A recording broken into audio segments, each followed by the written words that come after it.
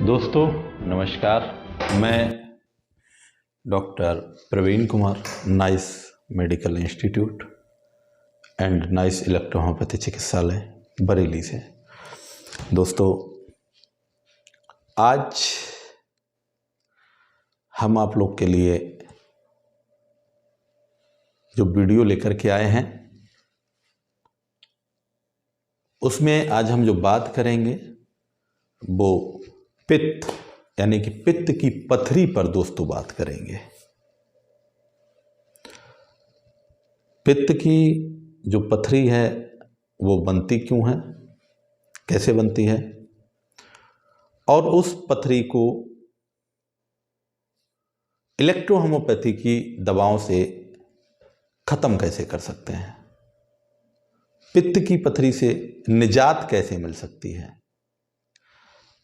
आज की डेट में लोगों की खान पान को देखते हुए, लोगों की दिनचर्या को देखते हुए बहुत अधिक मात्रा में लोगों को पित्ताशय का स्टोन यानी कि पित्त की पथरी बन रही है और बहुत तेजी से बन रही है। इस चीज़ को नज़र में रखते हुए दोस्तों आज हमने जो है ये विचार किया कि हमें आज पित्त की पथरी के ऊपर वीडियो बनाना चाहिए और आप लोगों तक पहुंचाना चाहिए। उससे आप लोगों का जो ज्ञान है वो वर्धन होगा और आप भी अन्य रोगियों के लिए औषधियां दे करके उनके पित्त का ऑपरेशन यानी कि जो ईश्वर का दिया हुआ जो ग्लैंड्स है उसको बचा सकते हैं, यानी उनकी पित्ताशय की सर्जरी को रोका जा सकता है और वो पित्त की पथरी से पूरी तरह से राहत तो पित्त का ऑपरेशन से रोगियों को बचाया जा सकता है और पथरी को निकाला जा सकता है। दोस्तों इस पे आज हम विस्तृत तरीके से आप लोगों को यानी कि विस्तार पूर्वक हम आप लोगों को जानकारी देंगे, मुहैया कराएंगे और आप अपने रोगियों का इलाज कर सकते हैं।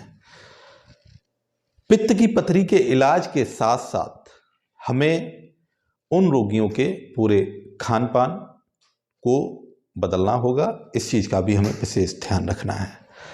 पित्त की पथरी जो है बनती क्यों है इस पे पहले हम एक नज़र डालते हैं। जब हमारे ब्लड में बिलिरुबिन या कोलेस्ट्रॉल की मात्रा बढ़ने लगती है तो पित्त में स्टोन का निर्माण हो जाता है और पित्त में स्टोन बन जाता है और वो धीरे धीरे जो है अपना विकराल रूप लेता चला जाता है। और जब ऐसी स्थिति पैदा हो जाती है तो फिर रोगी के लिए एक पेन यानी कि दर्द की समस्या बहुत ज़्यादा बढ़ जाती है, उसके साथ साथ वोमिटिंग की भी समस्या बढ़ने के चांस हो जाते हैं, ऐसा भी देखने को मिला है। दोस्तों खासकर हम जब रोगी का ट्रीटमेंट स्टार्ट करें तो हमें उसका एक अल्ट्रासाउंड यानी चेकअप करवा लेना चाहिए और उसके अकॉर्डिंग हमें पित्त की पथरी का ट्रीटमेंट देना चाहिए। पित्त की पथरी का ट्रीटमेंट हम क्या क्या ट्रीटमेंट देंगे इसको आप विशेषकर ध्यान रखें और सुने, इसको बार बार सुन सकते हैं, इसको आप नोट डाउन भी कर सकते हैं क्योंकि पित्त की जो मेन औषधि है वो है आपकी H2C2, ये मेन औषधि हो गई। इसके साथ हम L1 और बाई का प्रयोग कर सकते हैं, इसके साथ ही साथ हम बर1 और बाई का भी प्रयोग कर सकते हैं। तो हमें एक पहला जो ड्रॉप है वो बनाना है H2C2 और L1 और बाई, और इसके बाद सेकेंड ड्रॉप हमको बर1 और बाई और S5 का प्रयोग करके या C15 का प्रयोग करके हमको सेकेंड ड्रॉप तैयार कर लेना है। रोगी के टेम्परामेंट के अकॉर्डिंग जो है हमको S1 या H2 और उसके बाद हमको H10 और बाई या H10 का प्रयोग करना है। तो उसको हमको देखते हुए, मद्देनज़र रखते हुए, रोगी के पूरे परीक्षण के बाद उसको समस्याएं क्या क्या हो रही हैं, गैस्ट्रिक प्रॉब्लम तो नहीं है, एसिडिटी की कोई प्रॉब्लम, या मान लीजिए उसको कॉन्स्टिपेशन प्रॉब्लम, मोशन कैसा आता है, भूख कैसी लगती है, इन सब चीज़ों को नज़र में रखते हुए और उससे रिलेटेड सपोर्टेड मेडिसिन हमको उसमें लगा करके रोगी को देनी है। जब हम इन औषधियों को देंगे तो उसके 1 महीने के बाद हमको करीबन 1 से 1.5 महीने के अंदर फिर दूसरा अल्ट्रासाउंड करा करके और उसका पूरा परीक्षण करना होगा। उसमें देखना होगा हमने उस स्टोन को कितना ख़त्म किया हुआ है या कितना रिमूव किया हुआ है। तो इस ट्रीटमेंट को देने के बाद रोगी का हम पित्त का ऑपरेशन होने से बचा सकते हैं। ईश्वर का दिया हुआ उसका ग्लैंड्स जो है उसको हम उसके शरीर से अलग होने से बचा सकते हैं। और जब पित्त अगर निकाल दिया जाता है उसके बाद में उसका जो पूरा जीवन है वो पूरी तरह से कितना काला जीवन हो जाता है। उसको एसिडिटी की प्रॉब्लम, क्योंकि पित्त के द्वारा हमारा जो ग्लूकोज बनता है, जो भोजन को पचाने में काम करता है, वो जब पित्त निकल जाता है तो वो बनना बंद हो जाता है और हमारे लिए आए दिन समस्याओं पे समस्याएं बढ़ती हुई चली जाती हैं।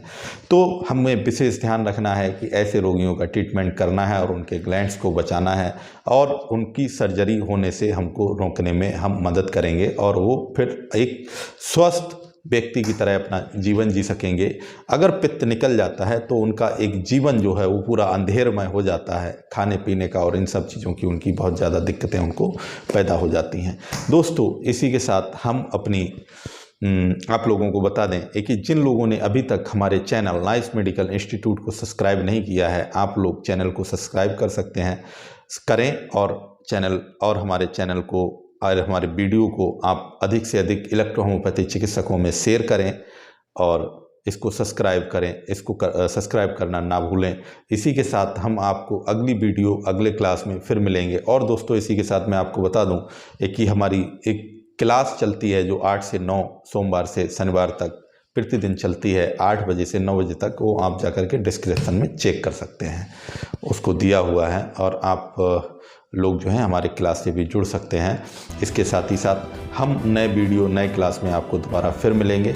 तब तक के लिए नमस्कार। आपका दोस्त, आपका साथी doctor Praveen Kumar, electro homeopathy चिकित्सक, nice medical institute and nice electro homeopathy चिकित्सालय, बरेली।